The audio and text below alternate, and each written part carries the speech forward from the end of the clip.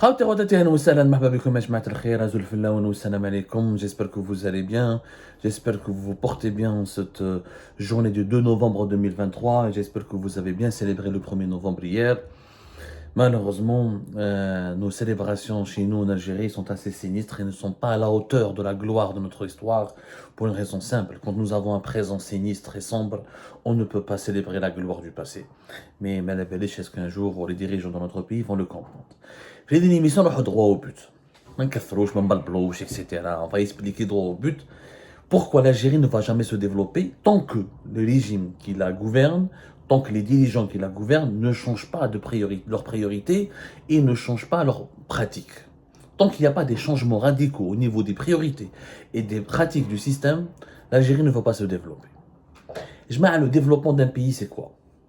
C'est une bonne gouvernance, un bon projet, une vision de l'avenir et des pratiques saines, intelligentes et pragmatiques. Et des priorités.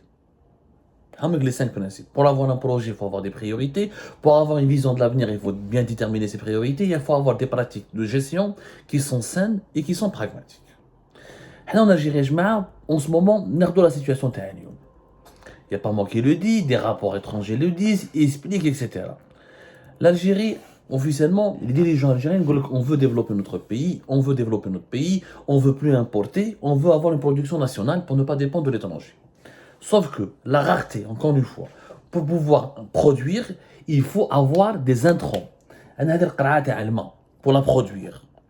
لو كان ما عنديش toute la matière première اللي نخدم بها القرعه تاع الماء ولازم لي des composants par exemple باش نخدم القرعه تاع الماء même si j'ai le plastique même si j'ai la matière première لازم لي les machines pour produire هذه القرعه تاع الماء. Les machines ont besoin de pièces pour produire cette bouteille d'eau. Si les pièces ou les machines je ne les fabrique pas localement, il faut que je les rapporte de l'étranger. Je ne peux pas, le processus de aucun pays au monde, quand on fabrique cette bouteille d'eau, aucun pays au monde ne peut produire, ne peut avoir un taux d'intégration de 100%. C'est-à-dire aucun pays au monde ne peut fabriquer à lui seul toute cette bouteille avec tous les moyens de production à 100% de chez lui.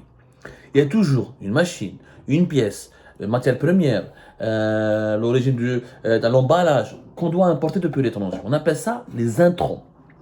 Les intrants, les appelle ça des intrants à la production. Les intrants de la production et les intrants à la production sont un processus important dans toute industrie. Un intrant de production, voilà, on ne peut pas avoir tous les intrants de production. Ni la Chine, ni le Japon. Mais qu'est-ce qu'il y a un produit 100% mais produit national à 100%. Il y a toujours 1-2%. Si on arrive à fabriquer 40% de cette bouteille, si les composants de 40% de cette bouteille viennent de chez nous, proviennent de l'Algérie, c'est déjà une performance économique exceptionnelle. Sauf qu'en Algérie, et je vous renvoie, tout à l'heure nous avions parlé de ce rapport brillant suisse, le rapport économique de l'ambassade de Suisse en Algérie sur la situation économique et financière de l'Algérie. Et les Suisses, encore une fois, je les aime beaucoup parce qu'ils sont pragmatiques, ils sont directs, ils ne se cassent pas la tête et ils ne font pas de littérature. Ils te disent voilà ce qui ne marche pas. Tant que tu n'arrives pas à concrétiser tes intérêts, tant que tu n'arrives pas à être pragmatique, tant que tu n'arrives pas à atteindre les objectifs que tu as fixés de façon rationnelle, tu ne peux pas te développer. En Algérie, j'ai vu le dernier rapport de l'ambassade suisse sur la situation économique et financière de l'Algérie. Il dit que la rareté des coûts des intrants importés entrave la production, provoquant des retards, voire des pénuries. Les restrictions aux importations de certains composants ont aussi un impact sur la production. Le régime Tebboune, il a restreint les importations. Il a bloqué les importations. Il n'a pas, encore une fois, il a mélangé entre l'importation de produits finis et l'importation des intrants de production qui sont nécessaires pour produire un produit en Algérie. On est en train de leur expliquer qu'on ne peut pas bloquer les importations de tout un pays. Tu es obligé, même pour produire, d'importer. Du coup, chez ça, ça des pénuries. Quand je ne peux pas avoir de matière première, quand je ne peux pas importer une machine, quand je ne peux pas importer des pièces de rechange des machines, mais je ne peux pas faire fonctionner mon usine. Une usine, une pièce de rechange, en panne, il faut la réparer, je dois la ramener de l'étranger. Tu ne peux pas. L'usine ne peut pas fonctionner. Des fois, c'est un petit composant, il bloque toute une chaîne de production. Ouais, d'où les dirigeants algériens n'arrivent pas à la comprendre. Donc, pourquoi? Parce que le régime algérien ne fait pas, les décideurs ne font pas la différence entre le produit, l'importation des produits finis, semi-finis, avec l'importation des intrants de production. Et هذه اللي ما فهمناهاش ما كاش.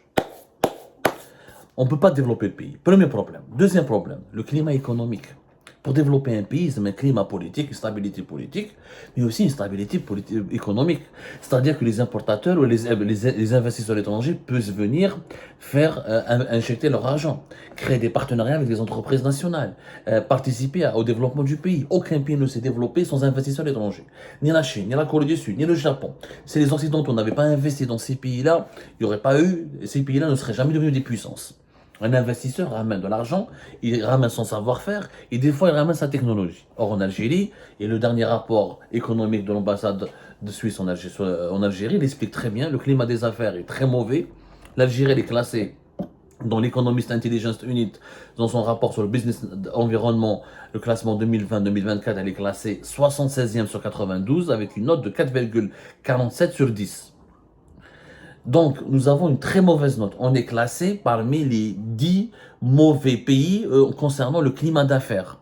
Parmi les 10 plus mauvais pays à travers le monde. Pourquoi? Les lois changent tout le temps en Algérie, le politique, il intervient dans le domaine économique, l'État, il est présent partout, la justice n'est pas indépendante, il n'y a pas d'état de droit, les banques ne fonctionnent pas bien, les règles ne sont jamais respectées. Et les règles changent tout le temps.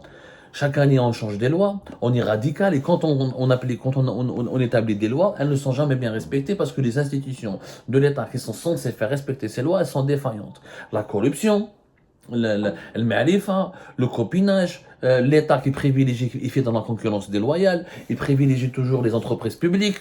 وهذا هو البروبلème كبير. Et par exemple, je crois que le dernier rapport de l'ambassade suisse sur la situation économique en Algérie.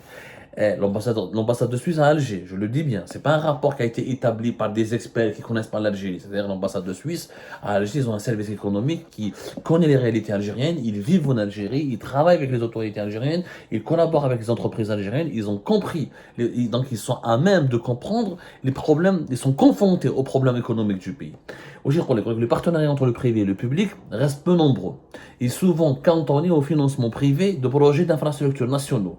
Le poids de l'économie privée peine à augmenter face aux entreprises publiques. Il diminue, visant parfois à sauver des emplois menacés.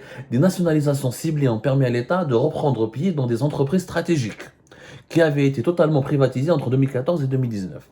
Le privé n'arrive pas à exister en Algérie. Troisième problème. Mauvaise gestion des importations, gestion irrationnelle, catastrophique des importations, mauvais climat d'affaires. Le privé n'existe pas. On ne peut pas entreprendre. Qui est le monopole? Internet, c'est le monopole d'Algérie Télécom. Le secteur du transport aérien, c'est le monopole d'Air Algérie. Le transport ferroviaire, c'est le monopole de SNTF. L'électricité, c'est le monopole. Il n'y a que des monopoles en Algérie. Et quand tu veux concurrencer l'État, l'État est d'arbak. Il y a toujours des avantages. Les entreprises étatiques, ils ont plus de crédits, ils ont plus de subventions, ils ont plus un meilleur accès au marché, du coup, ou là, à des marchés publics. Du coup, le privé n'arrive pas à exister. Sans secteur privé, tu ne peux pas développer le pays. Les dirigeants algériens n'aiment pas le secteur privé parce qu'ils savent que le secteur privé va générer une bourgeoisie. Des hommes d'affaires qui vont devenir riches. Ils voulaient qu'ils vont être riches, vont intervenir dans la politique. Ils vont vouloir diriger le pays.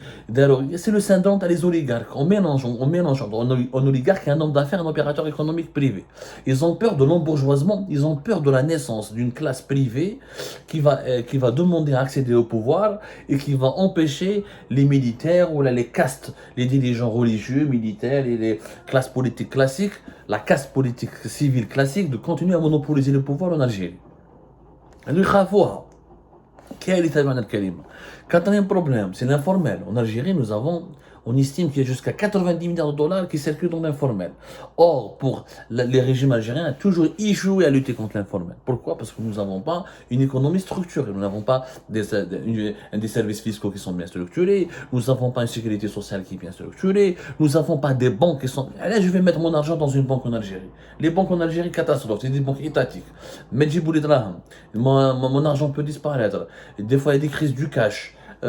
Les banques sont mal gérées. Donc les gens ils veulent rester dans l'informel parce qu'il n'y a pas de paiement en ligne, il n'y a pas de paiement mobile. Donc pourquoi je vais garder mon argent dans un compte bancaire? Le sous-développement technologique et financier du pays encourage l'informel. Même s'il y a eu des efforts ces dernières années, et trop le classement de l'ONU sur la gouvernance électronique, l'Algérie a gagné 8 places, mais on reste parmi les derniers. Quoi, on est 122 sur 193 dans la gouvernance électronique, la e-gouvernance. Ça, on est toujours parmi les derniers. Qui m'a donc climat des affaires. Ou le problème du régime algérien, c'est quand il fait des changements, c'est pour ne pas changer. Il fait des changements de façade, des changements superficiels. Donc, il ne change pas réellement. Quand tu ne changes pas, quand tu ne fais pas d'efforts, quand tu ne fais pas de mesures concrètes pour changer, il n'y a rien. Où je le rapport de l'ambassade de Suisse en Algérie sur la situation économique. En mars 2023, le gouvernement a été remanié, notamment pour les affaires économiques. Nouveau ministre du Commerce et de la Promotion des Exportations. Intégration du portefeuille de l'industrie sous l'autorité du ministre en charge de la production pharmaceutique. Nouveau ministre des Finances, nouveau ministre des Transports. Au-delà des changements d'accent et d'amélioration dans l'administration des dossiers, il n'y a pas d'annonce de modification radicale du système, des principes et des priorités économiques du pays. On change les ministres, mais on ne change pas les pratiques. On change des hommes et des personnes, mais on ne change pas les dogmes et les programmes. Donc il n'y a aucune modification radicale de la gestion du pays. On restera toujours sous-développé. À cause de ces problèmes-là, mauvaise gestion catastrophique des importations, très mauvais climat des affaires avec des investisseurs étrangers qui ne veulent pas venir, un secteur privé qui est bloqué, saboté, qui n'arrive pas à se développer. Un secteur informel qui se maintient parce qu'il n'y a pas de modernisation du système bancaire, ni de paiement en ligne, ni d'utilisation de nouvelles technologies pour convaincre les gens de mettre leur argent dans la banque et d'essayer d'arrêter d'utiliser le cash. Et des changements de façade. Changement de personne, mais jamais le changement des pratiques et pas de changement de priorité. Dans ces conditions, le pays ne pourra jamais se développer. C'est pareil, je vous ai simplifié les choses. C'est pas la fin de faire de la littérature ou un discours, une émission de 3 heures, 4 heures et accuser son secrétaire, tel général. Mais qui ni tel général, ni telle personne. C'est un problème de système. C'est le système qui doit changer. On a beau changer toutes les personnes, on peut changer toutes les personnes actuellement au pouvoir. On ramène d'autres avec les mêmes pratiques de gouvernance, avec le même fonctionnement du système, avec les mêmes priorités. Et ben, l'Algérie ne se développera jamais.